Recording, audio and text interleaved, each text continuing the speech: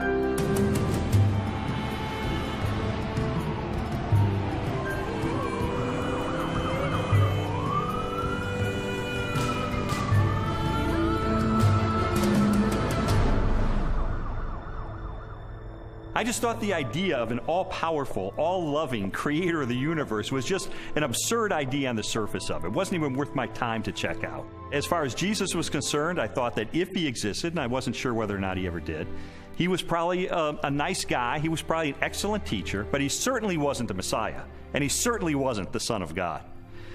Now, my wife was more in spiritual neutral. She was more of an agnostic, whereas I was more antagonistic toward Christians. I just didn't know where all the pieces fit together. I didn't know who Jesus was or how he fit into the picture. Lee was antagonistic towards God. I was simply confused. There really was no room for God in my relationship with Leslie when we were dating and when we got married, but you know what? We were happy. We didn't have any problem with that. When I first started going to church, Lee responded very negatively. He basically told me that this is not what he had signed up for, that when we had gotten married, he had life planned in a way that did not involve church. My biggest fear with Leslie was that she was going to turn into some religious prude or something, and I thought nothing good can possibly come out of this.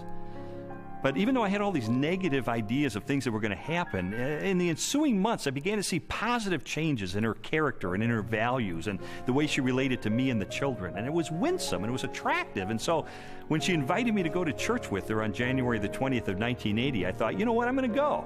Get her out of this cult, that she's gotten involved in.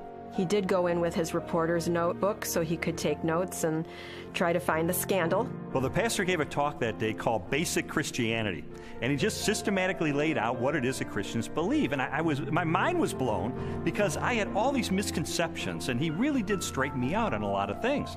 And I remember walking out that day saying two things. First of all, I was still an atheist. He didn't convince me that day that God exists. But secondly, I realized if this is true, this has huge implications for my life. Lee's approach was very different from mine. Mine was mostly a heart issue. I wanted to know that God was real, and the way that was real for me was experientially. And for Lee, it was more about documentation, about being able to have facts that proved it true. Well, I was a journalist, so there was really no problem with me picking up the phone and calling a scholar and saying, hey, I'm Lee Strobel, I'm with the Chicago Tribune. I'd like some background information about the New Testament. And so I would do that, and I thought it was going to be so easy to expose the fallacious thinking behind Christianity. But as it turned out, it took me almost 2 years of my life to investigate these issues. It really was, in a sense, the most exciting story I'd ever pursued as a journalist. I think, unfortunately, because the documents, the New Testament and specifically, were written so far after Jesus' death, that it's really hard to say. I don't know myself that it was real. I was not there, but people were there at that time. So their account of things that happened back 2,000 years ago has been passed down. As an attorney, I rely on evidence. And so, you know, it would be tough to get evidence at this late date. Well, I began my investigation by looking at the gospel accounts. How did I know that the New Testament was telling me the truth when it talked about Jesus? Now, obviously, I didn't accept the New Testament as being the inspired Word of God. I certainly didn't accept it as being inerrant.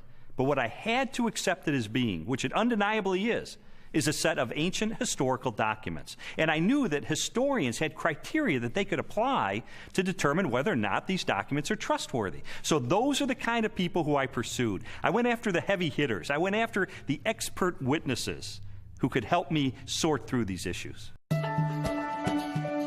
J.P. Moreland, Biola University. Mark Strauss, Bethel Seminary. Craig Blomberg, Denver Seminary.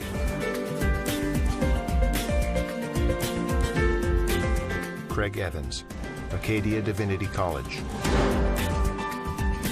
N.T. Wright, Bishop of Durham, United Kingdom. Over the last 250 years, it's been common coin in Western culture that, oh, you can't believe what's said in the Gospels. You know, it's even made into musicals. The things that you're liable to read in the Bible, they ain't necessarily so. And that skepticism has wormed its way into much modern culture and indeed into many Christian circles, many church circles, where they'll say, well, Matthew probably made this bit up, or Luke just added this bit on the end of the parable, or whatever it is. I and others have spent some of the best years of our lives researching what was actually going on in Palestine in the first third of the first century AD, and trying to get inside the minds of first century Jews, first century Romans, different Jewish parties and movements, etc., etc. And the more that I have tried to do that, the more I've found that what you find in Matthew, Mark, Luke, and John comes up in 3 dimensions and says, my goodness, this actually belongs. It makes sense. It fits. It gives us very vivid portraits of who these people were and what they were doing. The New Testament Gospels are biographies of Jesus.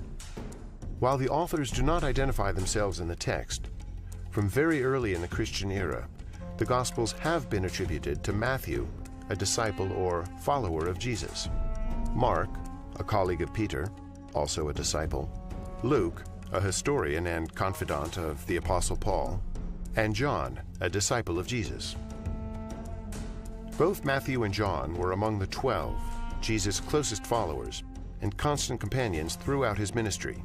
They would have personally observed most of the events they described in their Gospels. Mark and Luke were also contemporaries of Jesus and wrote their biographies based upon information provided by many eyewitnesses.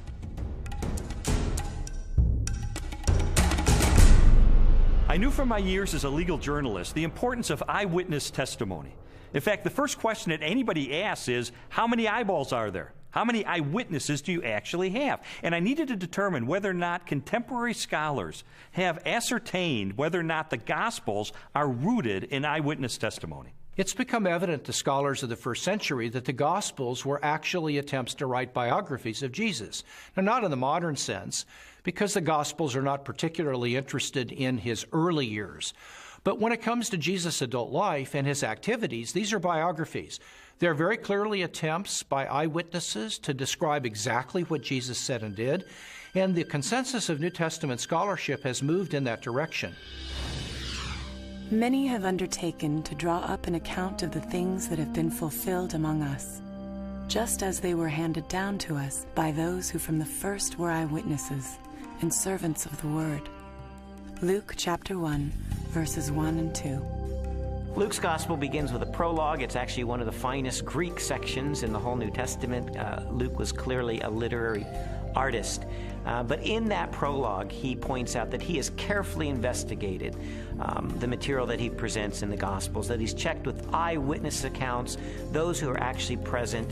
If you read that prologue and you see this is the work of a historian, this was someone who has done his research. Therefore, since I myself have carefully investigated everything from the beginning, it seemed good also to me to write an orderly account for you, most excellent Theophilus, so that you may know the certainty of the things you have been taught, Luke chapter 1, verses 3 and 4. You have to understand that people in the first century valued eyewitness testimony. And this is why, from the 2nd century on, it was important to the early church fathers that the people who were alleged to have written the Gospels actually wrote them, and that they were eyewitnesses of the things they wrote. We have actually very early attestation of the authorship of the Gospels. The early church father Papias, for example, as recorded by the church historian Eusebius, identifies Mark's Gospel as essentially the eyewitness account of Peter.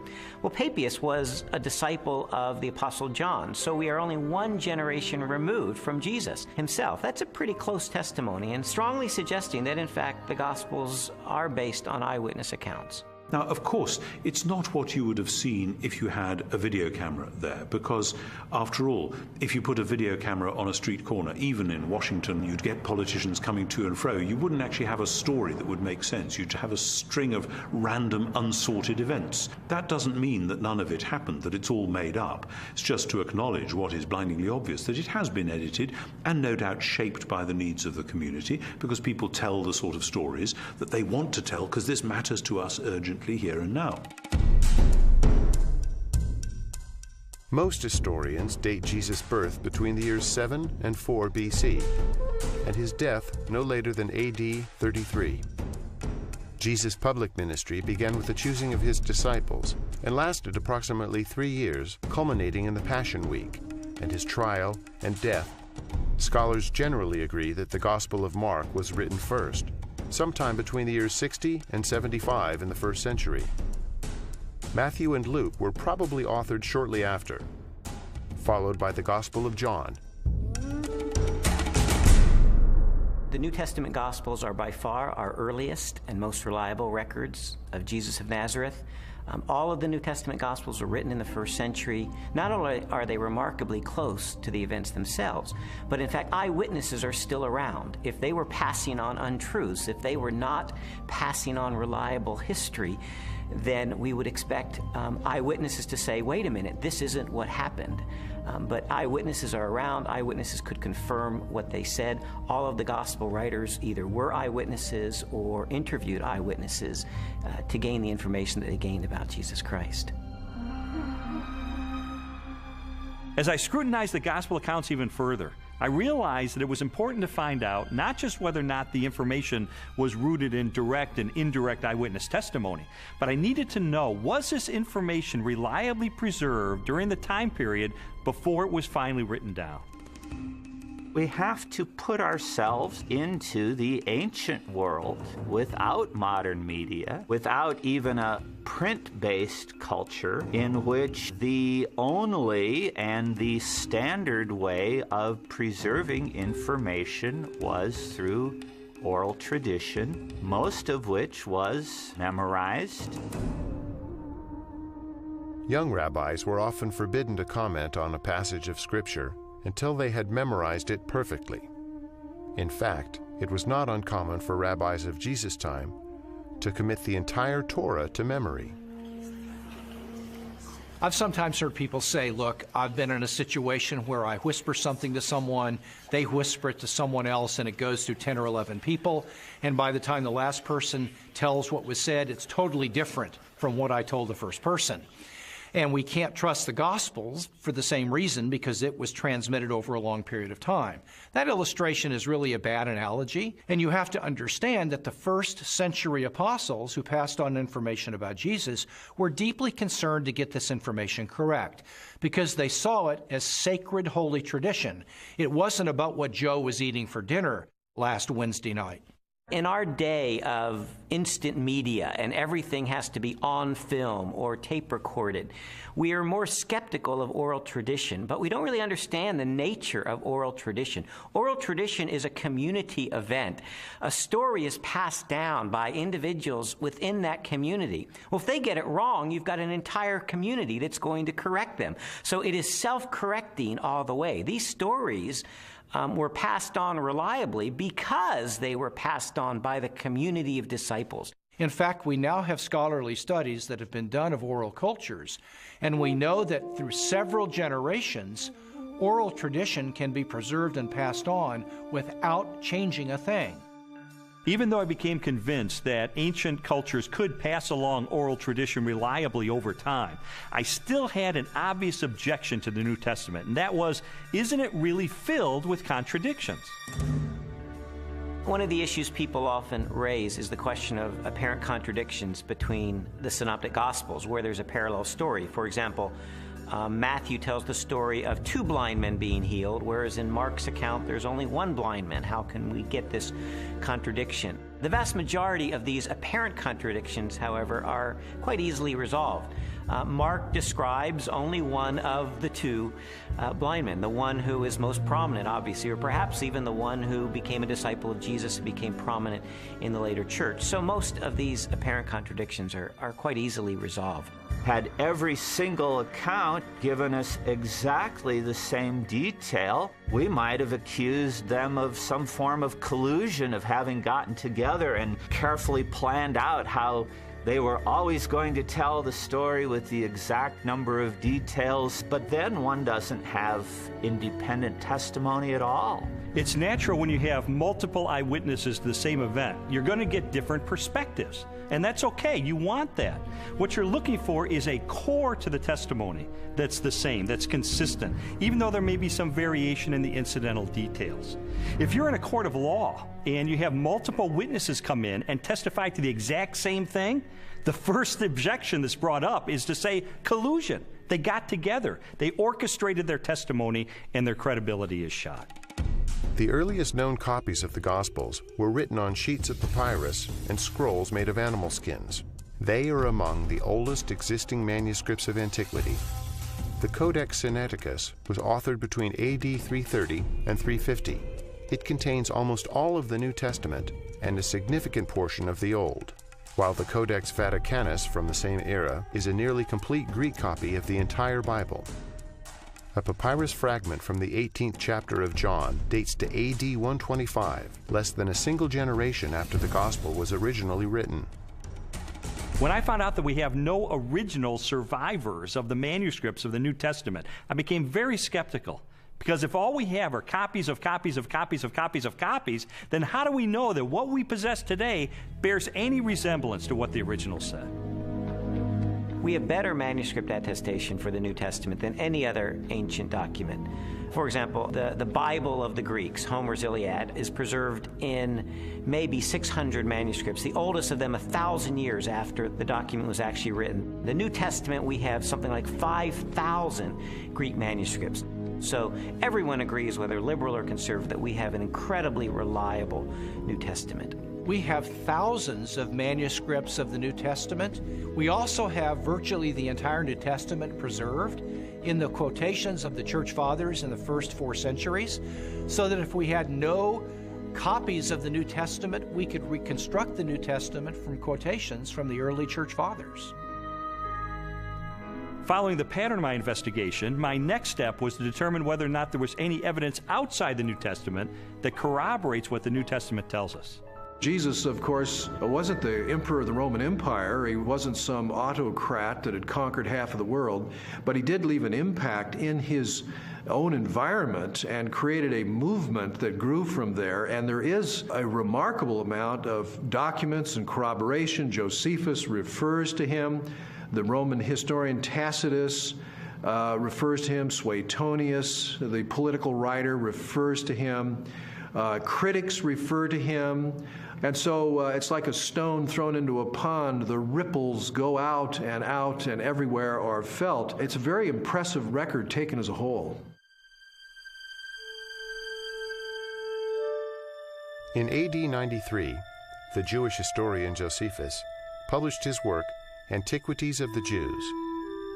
Scholars generally agree that the following text accurately records Josephus' record of Jesus. Now there was about this time Jesus, a wise man, for he was a doer of wonderful works, a teacher of such men as received the truth with pleasure. He drew over to him both many of the Jews and many of the Gentiles. When Pilate, at the suggestion of the principal men amongst us, had condemned him to the cross, those that loved him first did not forsake him. And the tribe of Christians, so named for him, are not extinct to this day. In a court of law, the rebuttal case is an opportunity for the other side to present their evidence. Well, in recent years, there's been a proliferation of books and articles about the so-called Gnostic Gospels. And I wanted to figure out, does this represent the mainstream of academic scholarship? The Gnostic Gospels are a collection of religious writings from the 2nd and 3rd centuries. They blend the teachings of Jesus with a variety of ancient philosophical beliefs. According to the tenets of Gnosticism, the universe was the creation of a flawed and wicked God. Therefore, all matter was evil.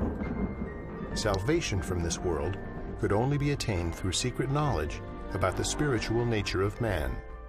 There's been a lot of talk about the Gnostic Gospels, the Gospel of Mary Magdalene, the Gospel of Philip, the Gospel of Thomas. These documents are almost universally recognized to be much later than the New Testament Gospels and not to record historically reliable material related to Jesus. Well, the New Testament Gospels give us a portrait of an early 1st century Palestinian Jesus of Nazareth. The Gospels from the 2nd century, which are mostly Gnostic Gospels, such as the Gospel of Judas, or the Gospel of Thomas, or the Gospel of Philip, or the Gospel of Mary, they give us a very different Jesus. Now, you can pick and choose if you want. You can say, well, I like the 2nd century Gnostic Jesus better. Others might want the early 1st century Palestinian Jesus. But if you're going to be a scholar about it, and you're going to talk about, well, which Gospels really do give us earlier traditions that more reliably reflect the actual historical Jesus, you got to go with the New Testament Gospels every time. There's a view among some that there were all of these different competing views of Jesus Christ, and that the one that won out became the orthodox perspective of Christ reflected in the Gospels. All the evidence runs contrary to that. Jesus was a 1st century Jewish teacher who revealed and demonstrated himself to be the Messiah. That's the presentation we get in Matthew, Mark, Luke, and John, the New Testament Gospels. These later Gospels, these Gnostic Gospels, present a very different Jesus, almost a Greek philosopher, an esoteric Gnostic Jesus. It's clearly not the authentic historical Jesus. What I've come to discover is that the Gospels in the New Testament, Matthew, Mark, Luke, and John, are our best sources for Jesus. And I've also found that they are reliable, and that from these sources we can form a picture that I believe is very accurate, that tells us about Jesus, what he taught, how he was perceived by his contemporaries, and what his life was really all about. Everything from Jesus' parables to his healings, to his controversies, to his warnings, and all of that, the reason they were telling this stuff is that not just it was good advice for them in their own day, but that it actually mattered, that it actually happened. And if it hadn't happened, you're into a totally different worldview, a worldview which is about ideas, which is about self-realization, hugely popular in our culture just now, discovering who I really am. You know, for goodness sake, Jesus didn't come to help me discover who I really am. He came to tell me who he knew I really was and to do something about it. And that's much better news. After a while, as the evidence would accumulate more and more, it was like there were these scales and they began to tip increasingly. And I began to go from a hard-hearted, cynical atheist to someone who was still skeptical, but who was more open-minded, maybe more of a spiritual seeker, someone who was willing to follow the evidence wherever it took me.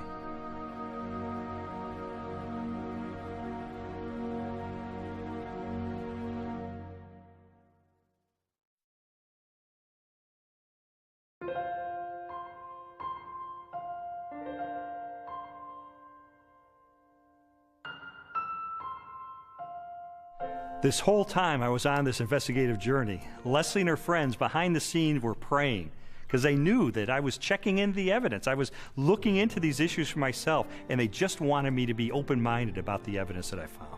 I was feeling like my whole world was opening up into something new and way more exciting and fulfilling than what we had been on. And it was that frustration of trying to help him to recognize that that was the case. Well, Leslie tried several things during this period to try to spur me on in my investigation. It didn't help very much. For instance, she would leave Bible tracts around the house, or she would take a Christian book and highlight certain passages and leave it open on a coffee table, things like that. And it really didn't help, and I told her it was not helping, and she understood that. But I think sort of the whole time she was holding her breath, because this was not a very smooth investigation.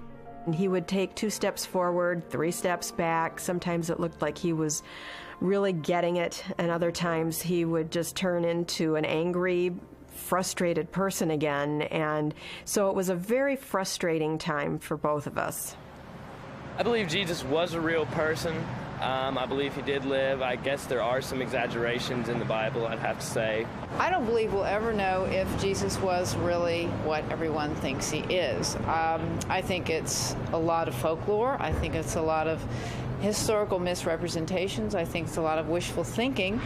But I don't think we know, and I don't think we'll ever know, and I don't think there's any way to prove what has been claimed about Jesus for all these years. The biographies of Jesus in the New Testament gave me a lot of information about him.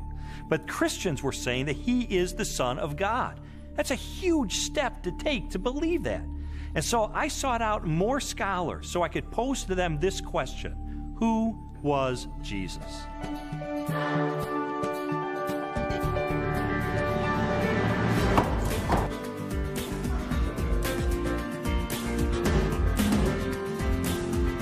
Michael Rydelnik, Moody Bible Institute.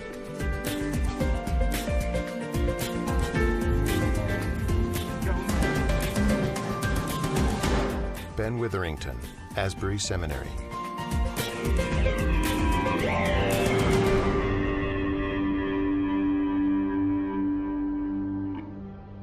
Now, this is one of the things I love about Jesus, and it says something to us. His identity is complex. He can't be pigeonholed. He fits no one formula. There's a lot of aspects to who he is.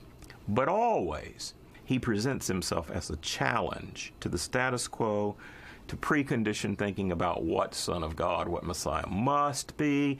He's carving out his own niche. He's doing his own thing like a great and creative artist. He is not simply replicating anything from the past. He is taking bits and pieces of prophecies and ideas and wisdom literature and law and you name it, and he's made a whole new gumbo. And he's serving it up, and people don't know what to think. He goes in a synagogue and says some of this stuff, and they go, wow, a new teaching, and with authority. Shazam! Amazingly, people say, no one teaches like him because he spoke with his own authority. Our sages, our rabbis, always taught that you have to teach in the name of someone else. Rabbi so-and-so says in the name of Rabbi so-and-so. That's the way rabbis were taught to teach. Yeshua came and said, you've heard it said, but not what my rabbi taught me, but I say unto you. And he would clarify, even overrule in some ways, the Old Testament law. Well, this law was given by God himself, for Jesus to say, I am the authoritative interpreter of the law. I am the one who has come to fulfill the law. That's an extraordinary claim, a claim to essentially the authority of God. The Spirit of the Sovereign Lord is on me, because the Lord has anointed me to preach good news to the poor. He has sent me to bind up the brokenhearted, to proclaim freedom to the captives. Isaiah 61:1. It's interesting because when Yeshua went into the synagogue, that was the passage he read. And he says, this day, this verse is fulfilled in your hearing. And basically he's saying, I'm the servant that's described here. I'm the one who fulfills this. Philip comes to Jesus and asks him to show us the Father, and Jesus says, the one who has seen me has seen the Father. Jesus clearly presents himself as the self-revelation of God. Those who meet Jesus are, in fact, meeting God. When Jesus is brought before Caiaphas, the high priest, and some of the Sanhedrin members that have gathered the evening that Jesus is arrested, they're trying to find incriminating evidence, they're trying to find incriminating testimony, and they're not doing real well. And finally, the high priest asked Jesus directly, tell us plainly, are you the Messiah, the Son of God? And Jesus says, I am. And you will see the Son of Man seated at the right hand, coming with the clouds of heaven. And there Jesus has combined phrases from Daniel 7 and Psalm 110. Jesus sees himself as this heavenly figure. More than 80 times in the New Testament Gospels, Jesus is identified as the Son of Man. While the human connotations of the phrase are obvious, a broader interpretation is found in an Old Testament scripture written by the Jewish prophet Daniel.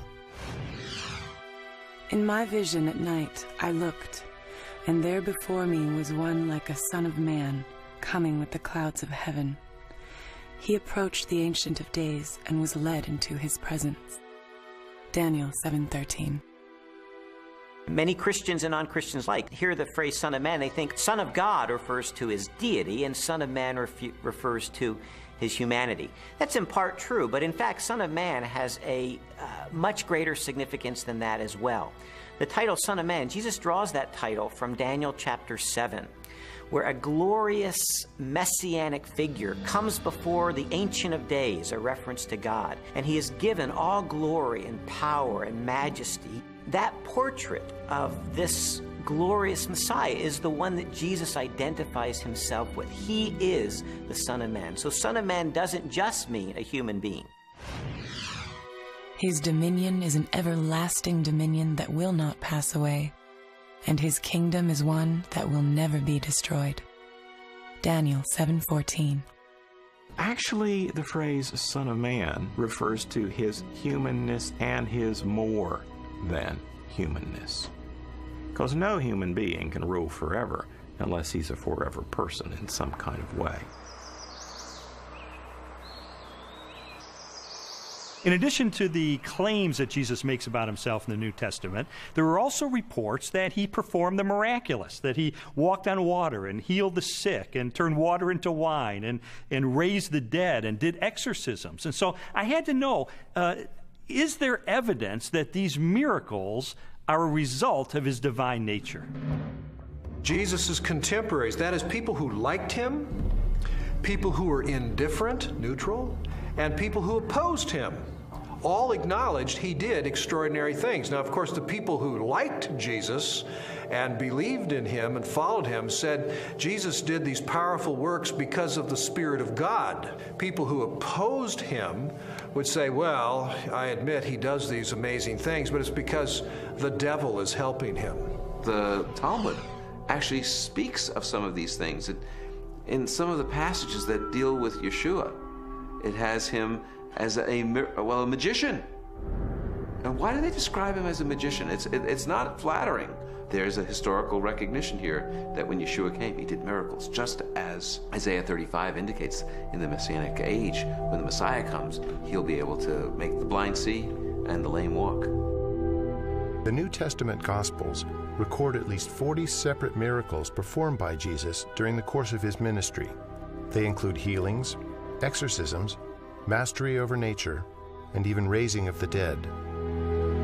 Christian theology has always held that these miracles are part of a total picture that displays the attributes of God himself: unlimited power, total knowledge, ever-present, unchanging, eternal. There's no question that the biographies of Jesus describe him as a worker of mighty deeds. But I wanted to know, does this make him any different than the other miracle workers and magicians of the ancient world? Miracle workers that we find occasionally in the first century are magicians. They use incantations, they use spells, they try to coerce gods or divine figures to work on their behalf. That's very different than Jesus' miracles. Jesus' miracles were to demonstrate the power of the kingdom of God. When he healed the sick, he pointed back to Isaiah's prophecies that when God's kingdom would come, when God's salvation would come, the lame would walk, the blind would see. This was the demonstration that God's kingdom was arriving. He's an exorcist. You don't find any of those in the Old Testament. People were not looking for messianic exorcists. He carves out his own niche. He reveals his identity in his own way. It becomes clear that he is somebody who can take on the powers of darkness himself and win. What kind of person is that? And he doesn't have to use recipes and formulas like other ancient exorcists. He can just call the demon by name and that boy's out of there. One of the most astonishing things that Jesus did was when he claimed to forgive sins. In Mark's Gospel, chapter 2, a man is brought to him, a paralyzed man, and the crowds around him are expecting Jesus to heal him. But instead, the first thing Jesus said is, "Your sins are forgiven." Only God forgives sins. Now, some might say, well, Jesus may have been forgiving sins on behalf of God. But in fact, that's not the way his listeners understood him, because immediately the religious leaders responded to that. Who is this that forgives sins? Only God forgives sins, they claim. But Jesus claims the ability to forgive sins. And that to confirm that he has that authority, he then heals the man. And so a very obvious question arises. That is Jesus the Messiah, the Christ, the Anointed One, the one sent by God to be the Savior of Israel and the world? Christians told me that there are dozens and dozens of ancient prophecies contained in the Old Testament of the Bible, and that they predict the coming of this Messiah, and that Jesus, against all mathematical odds, fulfilled those prophecies. And I thought, this is a little bit like the fingerprint evidence you see in a court of law. I remember covering one particular case where the murderer went through the purse of the victim, and he left one thumbprint on the cellophane wrapper of a package of cigarettes. And it was that thumbprint that led to his conviction for murder. And I thought, in an analogous way, could it be that these ancient prophecies are sort of like that thumbprint on the cellophane? Do they create a thumbprint that only Jesus Christ in all of history manages to match?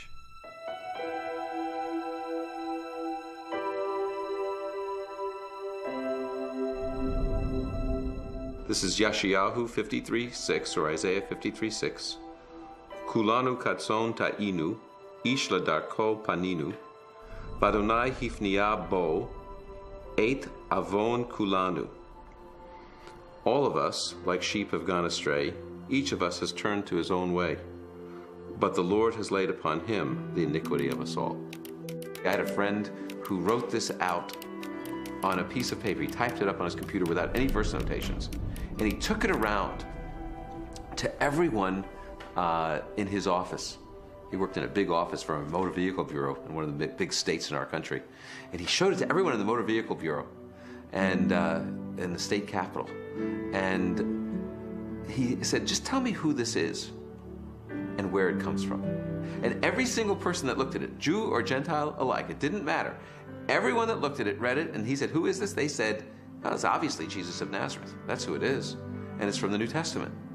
And then my friend would say, but no, it's not from the New Testament. It's from the Hebrew Bible. It was written 8 centuries before Jesus came. Can you believe this? And he showed it to them from Isaiah.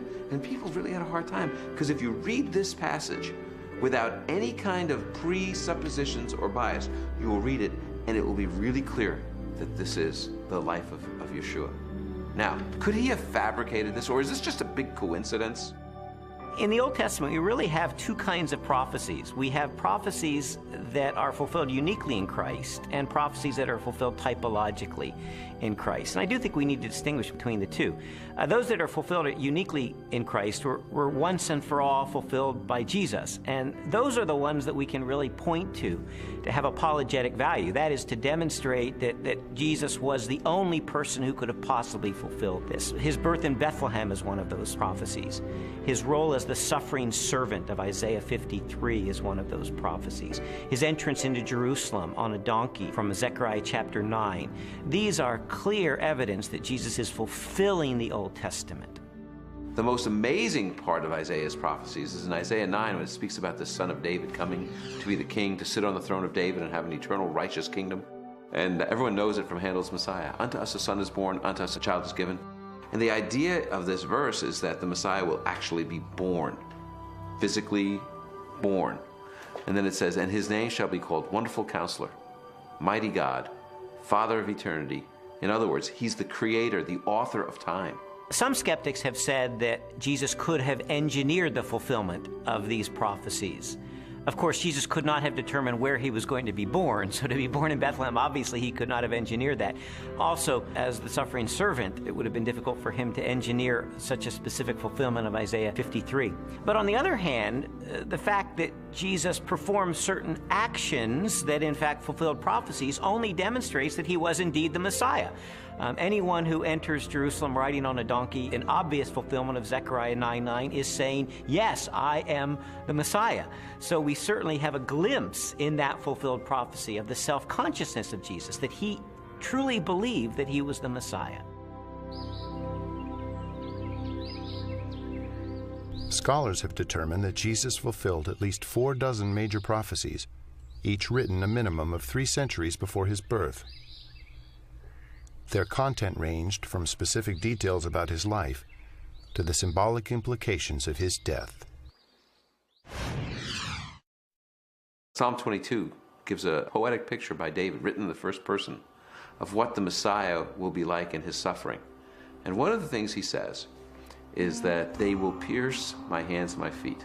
Now, David wrote before crucifixion was known, probably by about 300 years. So Isaiah 53 says he was pierced through. It gives us the reason for his death. He was pierced through for our iniquities. So there's a purpose. He dies not just because he's a martyr, but because he's a substitution for sin. A college professor of mathematics and science named Dr. Peter Stoner wanted to determine what the odds were that any human being throughout history could fulfill the messianic prophecies.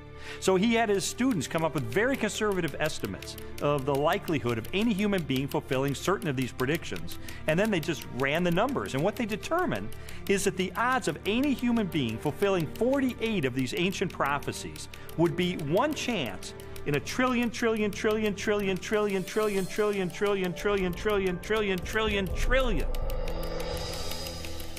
It is mathematically virtually impossible. To me, just as significant as all of those unique prophecies that were fulfilled in Christ is the complete drama of the Old Testament. The fact that the Old Testament is the story, the narrative of God's redemptive movement, his movement to deliver and save humanity. And Jesus is the climax of that movement. He is the climax of salvation history, the one who brings it off to fulfillment. You read the Old Testament, it's building, building, building. Jesus arrives on the scene and he is the fulfillment. And he recognizes himself clearly as the climax of God's plan of salvation for all humanity. This whole case was sort of like one of those jigsaw puzzles where you don't know what the ultimate picture is going to be. You just put together the pieces, and as I was putting together all of the evidence, it started to take shape, and I sort of stepped back, and I could see that it was a portrait of Jesus Christ.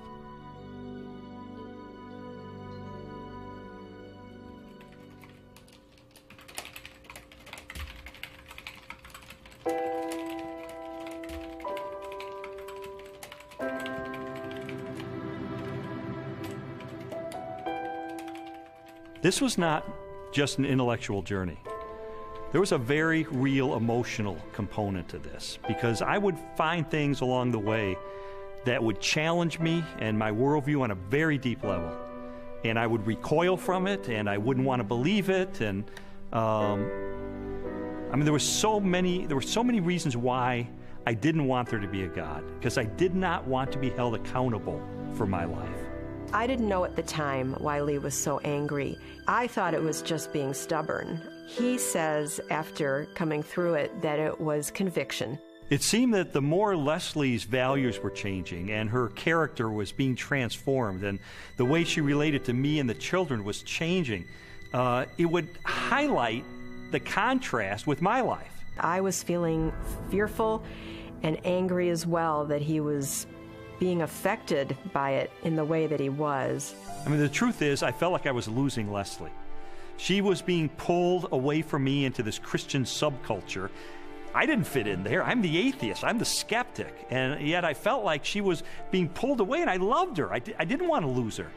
And it got to the point where I was so angry over the whole thing. One day I just reared back and I kicked a hole in our living room wall, just out of rage over the situation. It was a very ugly scene right in front of Leslie, right in front of our little girl. They were crying, and I didn't want to lose her.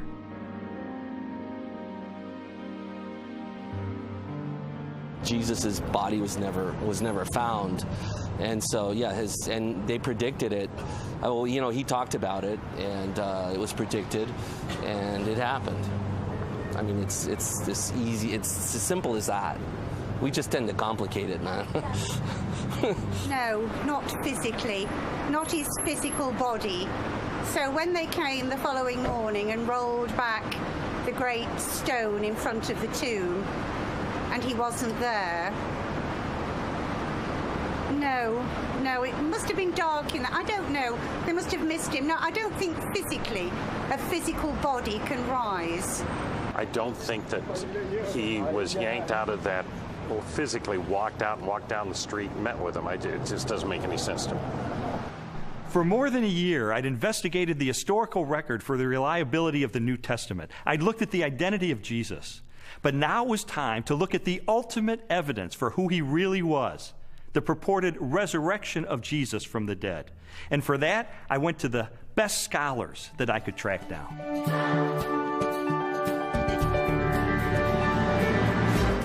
William Lane Craig, Biola University. Gary Habermas, Liberty University.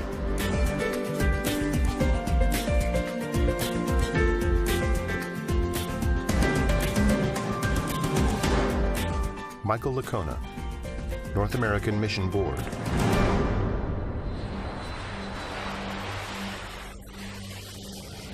You see, while Jesus was on earth, he made some really radical claims. He claimed to be the uniquely divine servant of God, and he claimed that the only way that we could get to God would be through him. Now, I submit to you that if one of your professors made some claims like that, you would think that he or she was a few French fries short of a Happy Meal. Those are some really audacious claims. Well, a lot of Jesus critics responded to him the same way that you or I would respond to someone making those claims today. Oh yeah, pal? You really think that's who you are? Well, tell you what, why don't you show it to us? Why don't you give us a sign? Show us a miracle or something. And Jesus said, well, I'll give you one miracle, one sign, my resurrection from the dead. The resurrection of Jesus really is the pivotal event of history. Anybody can claim to be the Son of God, as Jesus clearly did.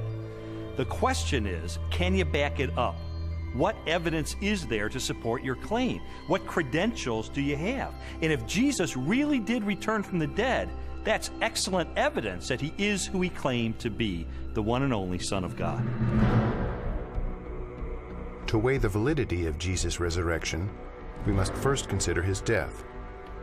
Many skeptics have proposed that Jesus merely fainted on the cross, or was drugged, and later escaped as part of a conspiracy. By contrast, the four gospel narratives collectively describe the events of his public beating, death by crucifixion, and burial. Pilate had Jesus flogged and handed him over to be crucified. Mark 15:15. Chances of surviving crucifixion were extremely bleak. Crucifixion and the tortures that normally preceded it was the worst way to die in antiquity. A person was scourged to the point usually that their intestines, arteries, and veins were laid bare. And then after that, a person was dragged out where they were impaled to a cross or a tree and then left hanging there in excruciating pain. In fact, the word excruciating comes from the Latin, out of the cross. Jesus was being tried and executed as a rebel leader. Now, in the Roman army, if you were responsible for looking after one prisoner of war, even if he was a rather insignificant prisoner of war, if you let him get away, your life would be forfeit in place of his, and life was very cheap. If you were looking after the execution of a rebel leader and you let him get away, you're in deep trouble.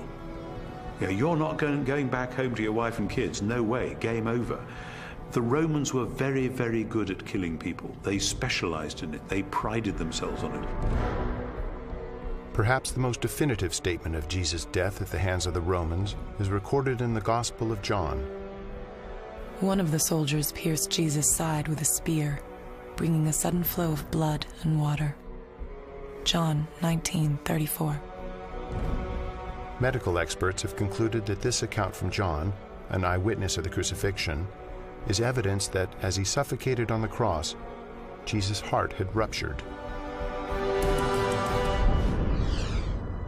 There came a rich man from Arimathea named Joseph. Joseph took the body, wrapped it in a clean linen cloth, and placed it in his own new tomb that he had cut out of the rock. Matthew 27:57-60. All four Gospels tell us that Jesus was buried in the tomb of Joseph of Arimathea. That's a remarkable statement, and certainly a historical statement. The evidence for that is, first of all, Joseph of Arimathea is identified as a member of the council, the Sanhedrin, that condemned Jesus. The presence of Joseph of Arimathea in the empty tomb narrative indicates that this is a historically reliable account of what really happened.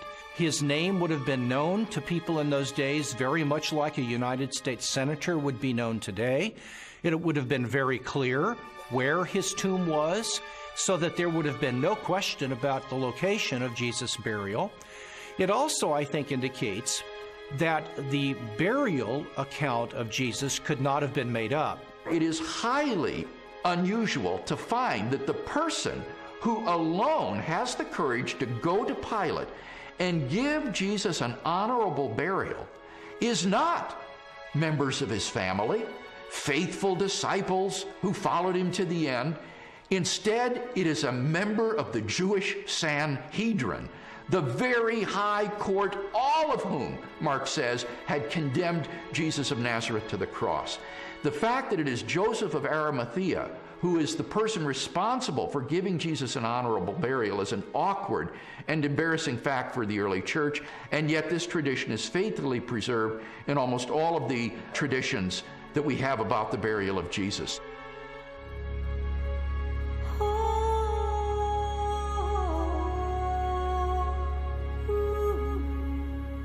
If Jesus really was killed by the Romans, if his body really was buried in the tomb of Joseph of Arimathea, then the next focus of my investigation became obvious.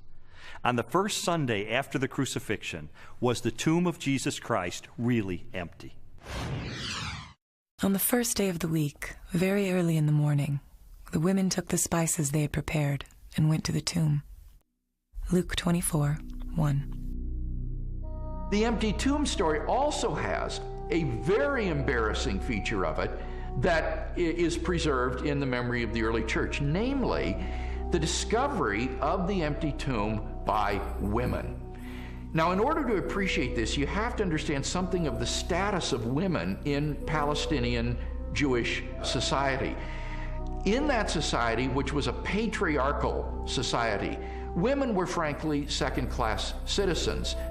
If you were going to invent an account about an empty tomb, then why on earth would you invent witnesses, primary witnesses, whom no one would believe? In fact, they would scoff at that later on. Supposing you were inventing the story of the resurrection of Jesus, many people have said, oh, this was all just dreamed up later on.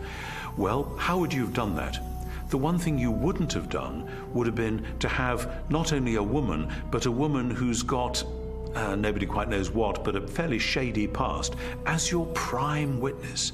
And yet there she is, Mary Magdalene, in Matthew, Mark, Luke, and particularly in John. And already by the middle of the 2nd century, the pagans are sneering, oh, this is just based on the testimony of hysterical women, you can't believe that.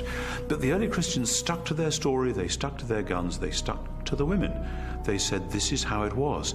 Now, they just would never have made that up. And that actually has enormous ramifications. If this is how the story was, and they didn't change it to airbrush Mary out, then this really must have been what happened on that first Easter day.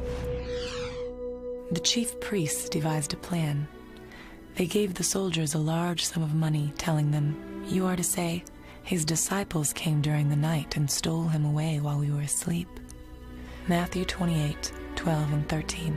Matthew reports that the Jewish authorities were claiming that the disciples of Jesus had stolen his corpse. And this is verified by Justin and Tertullian a little bit later on, saying that the Jewish leaders were still saying the same thing in their day. Now here's the question.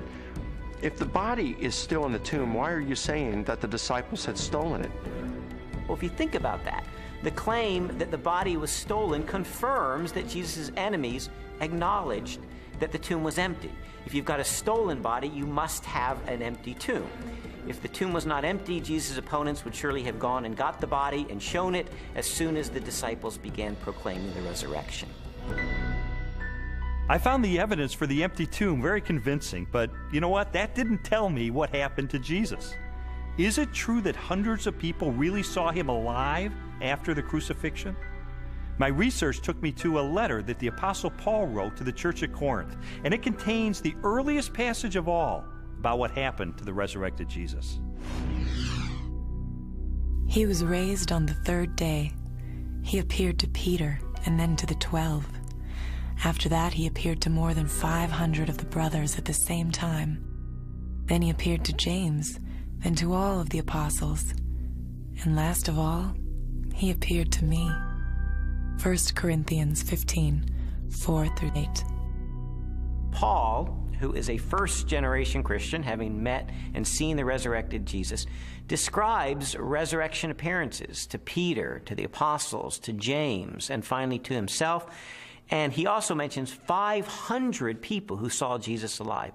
So we have eyewitness first-hand account of someone who himself saw Jesus alive and knows of 500 people or so who saw Jesus alive. That's extraordinarily strong evidence. These people, Paul tells us, were still alive at the time that he was telling the Corinthians about it.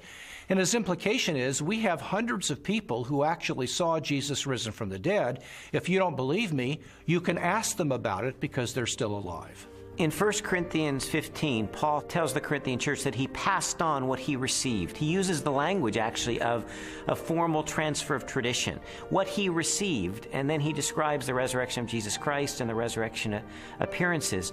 This confirms for us that the accounts of the resurrection were creedal tradition that were passed on to Paul.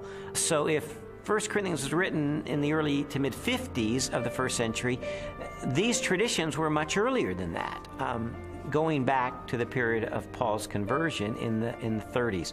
So that pushes the accounts of the resurrection to a very, very early date. Paul seems to think that the best argument for this text is that he received it from trustworthy persons. I gave you what I was given. The answer's right. I went to the right people. And critics believe that Paul got this material. Generally, they say he received it in Jerusalem about 35 AD. First of all, he's early. He's writing within 20 to 35 years of the purported event itself, because he's quoting from a creed, an oral formula, tradition that predates the writing of the New Testament, for which most scholars date to between 3 to 5 years of the crucifixion itself. 1 Corinthians 15, 3-7 provides evidence that belief in the resurrection was already present among Jews within 2 to 3 years after Jesus was killed. That means that the resurrection stories aren't something that evolved over 30, 40, 50 years after the crucifixion of Jesus. So we have the empty tomb, we have the eyewitnesses, we have the early accounts.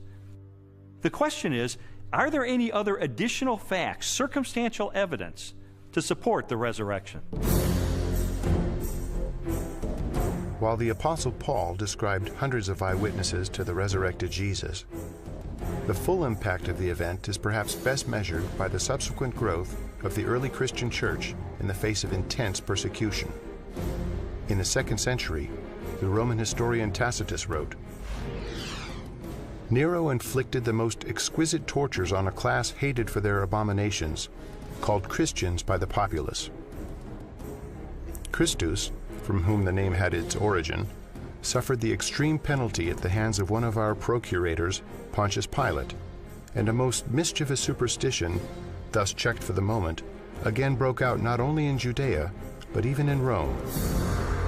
Even the most critical, skeptical scholars recognize that the earliest disciples at least believed that God had raised Jesus from the dead. In fact, they pinned nearly everything on it. Without belief in Jesus' resurrection, the early Christian movement could never have come into being. They recognized in Jesus something special, but they wondered if they were mistaken when he died.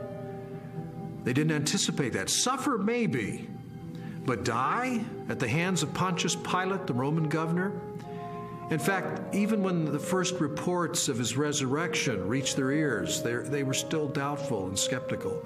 But when they met the risen Lord, their skepticism was transformed into a very confident faith, a great joy, and a determination to preach the good news to everyone else. And I think that's the part that's awfully hard to refute, because we have this turnabout, this transformation of a discouraged and bewildered following on the basis of the good news. Somehow you have to explain the explosion from scared followers who run away to let's worship him, let's sing to him, let's pray to him. If there was no resurrection, and more to the point, if there was no resurrection appearances of Jesus, to those who doubted and were discouraged and denied and betrayed Jesus, we would not be sitting here talking about this today. Other messianic figures had risen in the past, had claimed to be somebody, and had been suppressed and killed by the Romans. Yet no movement arose around those dead messiahs. But these disciples of Jesus were willing to go to the ends of the earth proclaiming the gospel message. Were willing to suffer and die for that.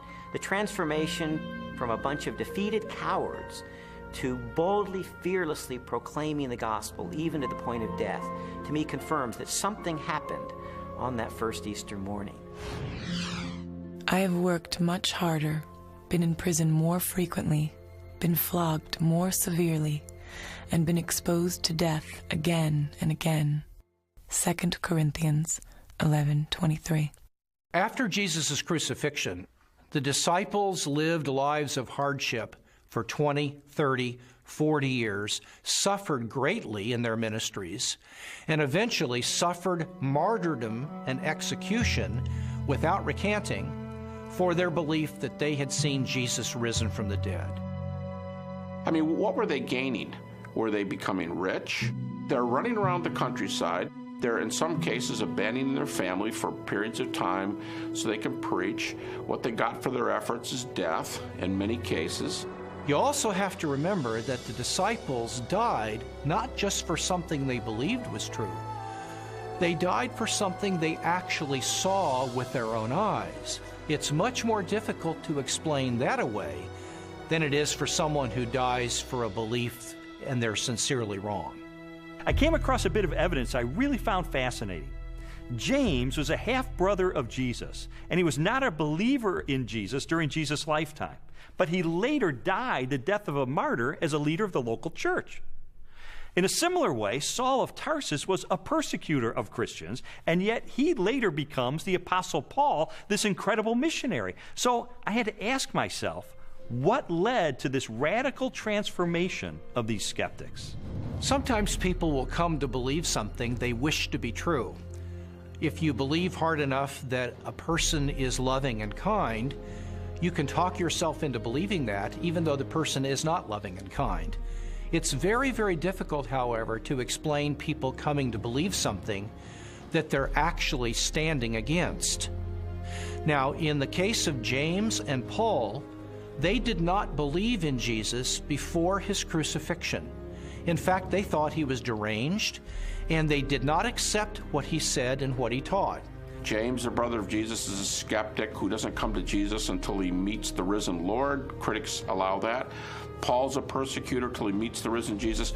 That's not the kind of testimony of someone who all gets together and say, hey, let's just cook this thing up. One of the certainties, it seems to me, related to the testimony of the apostles is that they truly believed that Jesus was who he claimed he was, and they truly believed that he had risen from the dead, because they were willing to die for that. Very few people are willing to die for something they don't really believe in, or something even worse that they know to be a lie. When Jesus was executed, his disciples were rightly afraid. They scattered. They were fearful for their own life. Their hopes had been dashed because they had believed Jesus was the promised one who was going to usher a new day in for Israel. Turned out he wasn't, because he was murdered by crucifixion under the authority of the Roman Empire. And yet, shortly thereafter, we find them taking a stand in Jerusalem proclaiming that Jesus was the Messiah, the very Son of God. How do we explain that? How do we explain the fact that they were even willing to propagate this the rest of their lives and go to martyrs' deaths for their belief? The only rational explanation is that something happened to them between the death of Jesus and 3 days later, and according to their own words, it was that they saw Jesus risen from the dead for themselves. People have often said, and I think it's a perfectly fair position, that, okay, there aren't actually any good alternative hypotheses for how you explain the rise of early Christianity, but because we know as an absolute fact which we're not prepared to let go of, that nobody ever rises from the dead, then there must in fact be some other alternative hypothesis. And I want to say, okay, if you want to make the absoluteness of bodily death the cornerstone of your entire worldview, I actually can't stop you. If you choose to say, no, here I stand, death is the end, and nobody ever comes back from it, and that's just the way it is, well, that's where a lot of people were in the ancient world. It's where a lot of people are in the modern world. I think that that worldview is radically challenged by the strong evidence which points to the resurrection of Jesus, but it's up to somebody what they do with that challenge.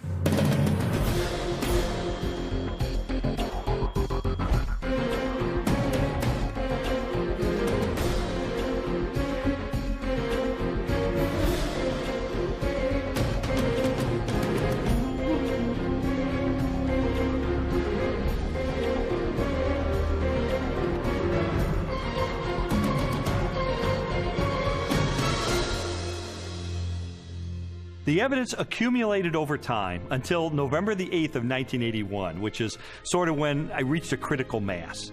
I remember going alone in my room, and I took a yellow legal pad and put a line down the middle, and on one side I started to list all of the evidence I'd encountered for Jesus Christ being the Son of God, and on the other side all the negative evidence against that. And I wrote page after page, and finally I put my pen down and I said, wait a minute. In light of this avalanche of evidence pointing toward the truth of Christianity, it would require more faith for me to maintain my atheism than to become a follower of Jesus Christ. And so that's the moment that I decided, consistent with the evidence, the most logical, the most rational step I could take was a step of faith in the same direction the evidence was pointing, and put my trust in Jesus. And after I did that, I thought, you know, maybe Leslie would like to hear about this. I thought it was too good to be true. My heart was pounding. I was in tears. I was so excited. I just threw my arms around him and kissed him and hugged him and told him how I'd been praying and how lots of people had been praying that this day would come. She threw her arms around me and she said, "You hard-hearted son of a Baptist," she said, "I've been telling you this for 2 years. I mean, come on." And that began a transformational process for me, where over time, my philosophy and my attitudes, relationships, parenting, worldview, all of that began to change over time for good, really for good. When Lee became a Christian, his whole life started to change, to the extent that our 5-year-old daughter, who also saw those changes, went to her Sunday school teacher and told her that she wanted Jesus to do in her life what he had done in her daddy's life. Jesus said, "You shall know the truth, and the truth will set you free." And you know, that's my story. It was someone who said, I'm going to investigate this stuff with an open mind, let it take me wherever the evidence will take me. And what I discovered in the end is Jesus made the claim that he is the truth, that everything hinges on his identity. In fact, everything hinges on the resurrection, because anybody can claim to be the Son of God. If Jesus really did return from the dead, then he is who he claimed to be, and that changes everything. But what about your own journey? I'd really encourage you, if you've never done it, to investigate the evidence for yourself, but make 3 resolutions up front. Number 1, make it a front burner issue in your life. Number 2, resolve to have an open mind, to go wherever the evidence takes you, even if it takes you to the very uncomfortable conclusion that Jesus is who he claimed to be. And then finally, resolve that once the evidence is in, you will reach a verdict in the case for Christ.